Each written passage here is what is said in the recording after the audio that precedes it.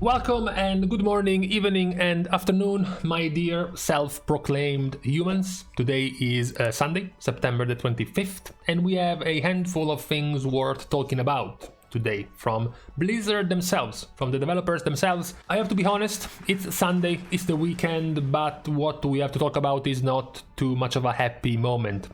Honestly, there is actually quite a lot of room for players to start despairing, to start feeling sad and disappointed, because what we're talking about today, first in line, is the statement from Blizzard about their design progression of the talent systems in Dragonflight. They titled this new article with Dragonflight class design progress. And why is this bad? Why is this going to depress a few players? Because in this statement, Blizzard says that with the next PTR beta build, which comes out in like Wednesday, Thursday, a few days, we are transitioning away from spending the majority of our time on the design iteration of the new talent trees. So, creating new talents, bringing back old legendaries, old Azerite traits, or old spells that were removed back into the talent tree, changing the talents around, all of that is getting cycled out in favor of primarily focusing on fixing bugs and tuning the game. This includes balancing talent choices against each other and tuning the throughput. Throughput means power, the power of the talents of each of the classes. This is what has circulated recently as a debate within the community about what does this mean and what will this mean for the development of the specs for Dragonflight. Because even though we can be happy, even though we can claim many of these talent trees, let's go over to the talent trees, many of these trees being successful, I am definitely on the wrong class right now. Many of these talent trees being successful, being praised by the community and being not so praised at the start, but slowly over time getting multiple changes which made the community change their idea, change their mind about it. For example, warriors have gotten plenty of good changes. Many / most of the protection warriors are ecstatic about these new changes for the protection 3. The balance druid changes, they're not live yet, I don't believe, in here. No, they're not, but they're also very happy about the changes to balance druid. There have been quite a few other specs that were released at first in a pretty bad shape, and then over time they were improved significantly. So let's not pretend that the changes done to many of these specs have not improved the specs themselves.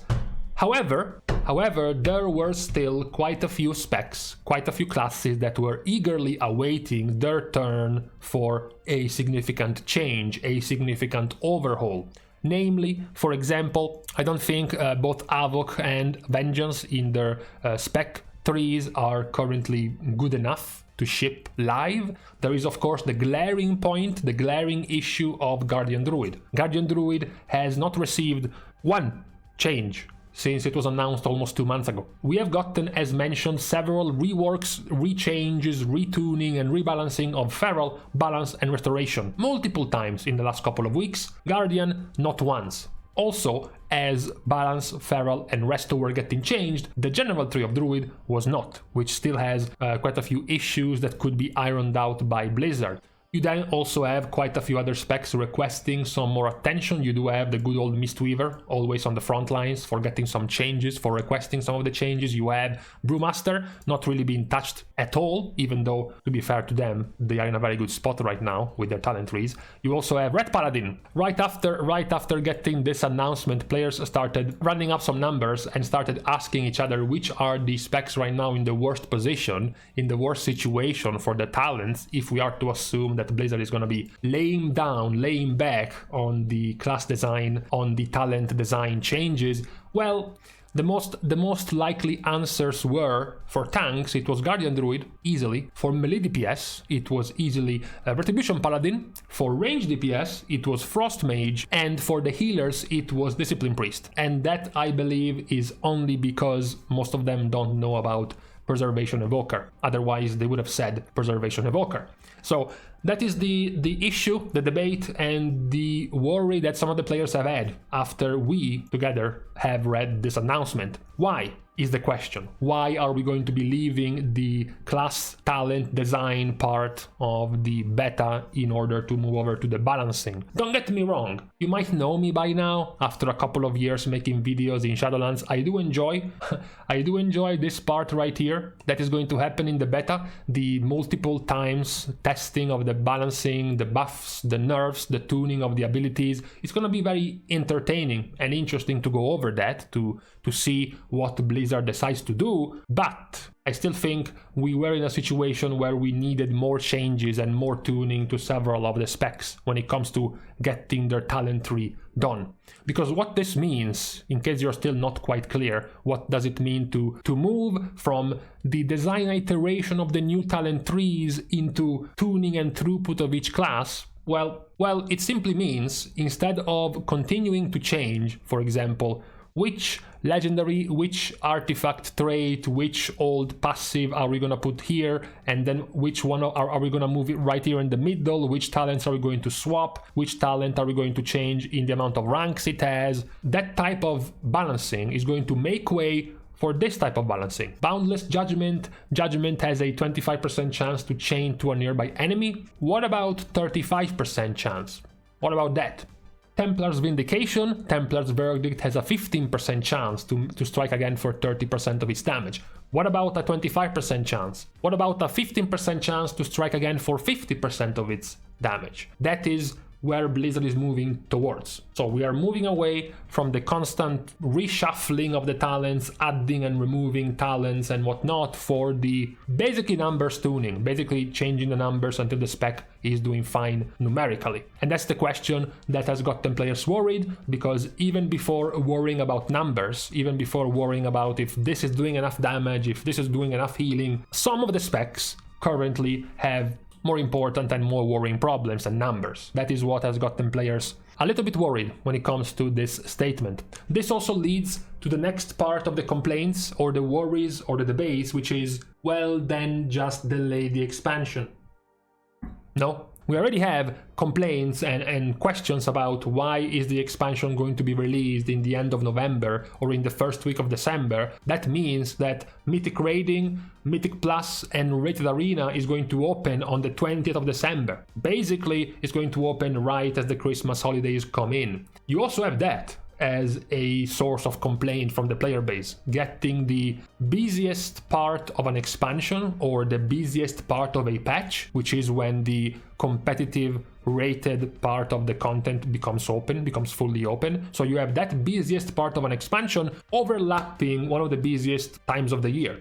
The end of the year, the Christmas holidays, Christmas, New Year's Eve and all of that, which seems counterproductive on Blizzard's end. So this new statement from Blizzard is going to embolden that faction, which I'm also part of. I am fully part of the faction which wants the expansion to be delayed.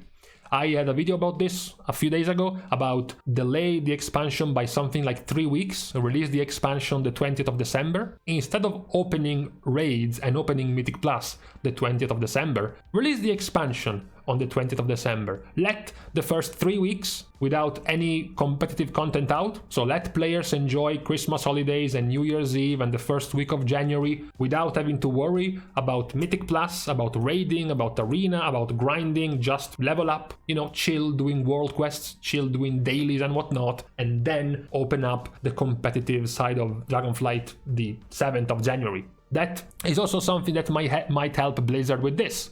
Of course, we do have the conspiracy theorists also on this side of the pond talking about there is the Microsoft Activision. Blizzard is clearly trying to push releases before this end of the quarter, before the end of the 2022 quarter. So they don't want stuff to be released right at the start of 2023, which is why they are pushing for Call of Duty, for Dragonflight, for the Wrath of the Lich King Classic, all to be released to the end of this year instead of right into 2023. It's a complicated situation. Of course, we can still look at the glass half full. Don't forget or don't diminish the fact that Blizzard is saying right here, we are transitioning away from spending the majority of our time on the design iteration. So it doesn't mean they are not going to do it at all. It doesn't mean before we were spending 100% of our time generating, creating, and modifying talents, and now the next beta build, we are going to be spending 100% of our time fixing the numbers. Maybe they're going to move to fixing the numbers, but still keep a 20, a 20-80 split, a 30-70 split with the development of the talents themselves for the specs that have been left behind and need them more. We mentioned a few of them already, multiple times by this point. We mentioned Guardian, we mentioned Havoc, Vengeance, Mistweaver, in my opinion Arcane and Frostmage as well, need some retouching. Retribution Paladin as well, Holy Paladin, of course. How could I forget their awful split between caster and melee talents right now? That is still a possibility. The fact that they are announcing they are moving towards tuning the throughput and tuning the power of each class doesn't mean these are the talents you will have in Dragonflight. Doesn't mean if you go now to the Dragonflight talent trees and looked at Paladin and look at Holy Paladin, then this is what you have in Dragonflight. There are still likely, hopefully, going to be some changes. That is the best case scenario. That is what I'm hoping is going to happen. It would be quite disappointing if Blizzard actually just abandoned the development of the talents themselves. That would be a shame. If you consider how in-depth, how varied, how much change and offer diversity these talents give you, it would be a shame if we started Dragonflight with a handful of specs left behind and not fully expanded in their possibilities. That would be a shame. Lastly, the last point of today is the announcement from Blizzard that they are going to extend the general overall range of Preservation Evoker, Healer Evoker to 30 yards. They were at 25 yards and now they are extended to 30. If you want a TLDR, especially if you haven't gotten to play Preservation Evoker, it's not enough still. Blizzard keeps stating that they are interested in delivering on a mobile mid-range healer. We want to make sure that tools like Hover, Verdant Embrace, Echo, Rescue are flexible and powerful enough to compensate for a lower range. Spoiler, they don't. The 30-yard range of Preservation Evoker is still going to be very frustrating to play with as healers. It's going to force, if you want to play this spec effectively, to force the rest of the raid to play around you in several mechanics where the raid is fine staying 30 to 35 yards away, but Preservation Evoker won't. Not to mention, and this is where my inner painter side comes in, not to mention there are plenty of situations where you're gonna have the raid, the range camp here, you're gonna have the boss here, and then you're going to have your melee players all scattered around with the tanks here, for example, right? What happens with a normal healer that is somewhere in this camp is that with 40 yards, they can reach all of the melee players. They can reach the tanks, no problem, etc, etc. But with a Preservation Evoker, not only they would have to make sure to always stay as close as possible and never give them enough freedom to stay wherever, they would have to stay as close as possible, and even then, they would only partially reach the rest of the group. And this isn't even to start pointing out situations where, for example, there is plenty of spread mechanics. For example, if you have done the Jailer recently, the mechanic where you have the group in the middle and then you have groups of soakers for the blood spread to the two sides, for example. A normal healer sitting and chilling here with 40 yards will be able to hit both of them, and then here comes the Preservation Evoker who gets cacked with 30 yards and doesn't reach either. That is the current problem of this. I don't think there is going to be any type of utility, like they mention here, that could justify cutting 10 yards off of a healer's range, so it's quite confusing. This is also even worse because I haven't mentioned it when we talked about the problem of the statement to stop designing the talents and moving on the tuning. I haven't mentioned Evoker because I am assuming many players don't have the beta and don't have quite an idea of how they play, so it was pointless to talk about them. But in this specific case, in this specific example, Evokers are also in a pretty bad spot when it comes to talents. They are basically as simple, if not even more so, than Havoc Demon Hunter. And that's all you need to know. It's not a good situation. It feels like they miss 2 to 3 general rotational abilities for both specs. It's not really fun to play in terms of how spells synergize with each other. It feels like you're always playing and casting a different spell on its own. It never feels like you are chaining multiple related abilities together to fit a rotation. It feels very disconnected and disjointed. So it should require quite a few more retooling and reworking of the talent trees as well for Evoker, even without counting the issue of their 30 yards for their healer version, which is still a problem in and of itself.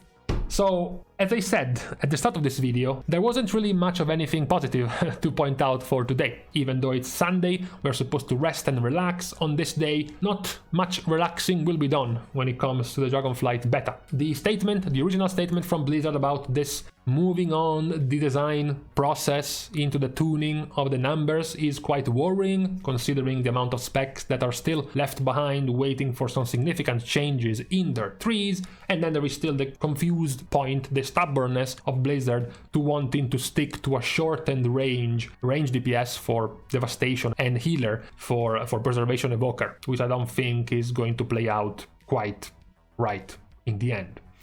As usual, let me guys know what you think, especially about the talents and how Blizzard is going to be moving on to the design of the talent trees. Which specs are you happy with currently with their design? Which are the ones you really don't buy for now when it comes to design and you wish Blizzard had some more time to tune them? Because that would be, I feel like, the talk of the week, the talk of the month, until we get eventually to the Dragonflight release. It would be a shame if we ended up releasing Dragonflight with some specs being significantly left behind in the way they played. So I'm hoping it's not gonna happen. With this being said, we can now leave each other. Of course, as usual, a round of applause to all of my Patreon supporters for allowing me to continue to produce some WoW content. Even better now, having access to the beta is going to be even easier. I had to, of course, resign as my position of CEO of the No Beta Club. Very unfortunate, I know.